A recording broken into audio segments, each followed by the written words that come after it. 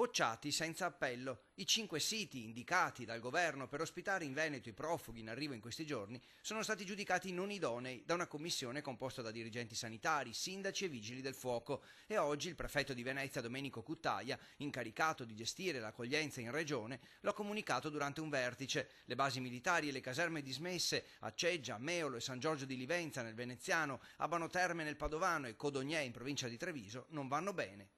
Sono state un po' dichiarate dai tecnici, per cui il comandante dei vigili del fuoco e anche delle prefetture locali stessi, inagibili per quanto riguarda l'accoglienza, perché sono anche basi ex militari dove ci dovrebbe essere fare la bonifica bellica. E ora si riparte da zero. Nessuna nuova proposta è arrivata durante il vertice di oggi, anche per la chiusura di molti sindaci. Sembra che nessuno abbia spazi adeguati per l'accoglienza e l'integrazione, o comunque che servano tempo e denaro per adeguare edifici disponibili ma fatiscenti. In quelli individuati mancano servizi essenziali, luce, acqua, fognature, ma anche gli infissi, gli intonaci e le condizioni igieniche sono state giudicate del tutto insufficienti dalla Commissione.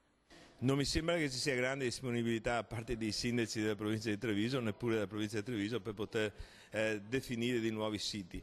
Intanto in Veneto sono arrivati nella notte altri 150 profughi che ora saranno smistati negli alberghi e tra le cooperative che li ospiteranno per pochi giorni. Bocciata dalla regione l'operazione Mare Nostrum, che diventa l'occasione per gli amministratori per porre una domanda al governo. È vero che circa il 50% dei profughi in arrivo trovano a nord-est solo una sistemazione temporanea per poi proseguire il loro viaggio in altri paesi europei, ma sindaci e amministratori chiedono comunque queste persone dove vanno.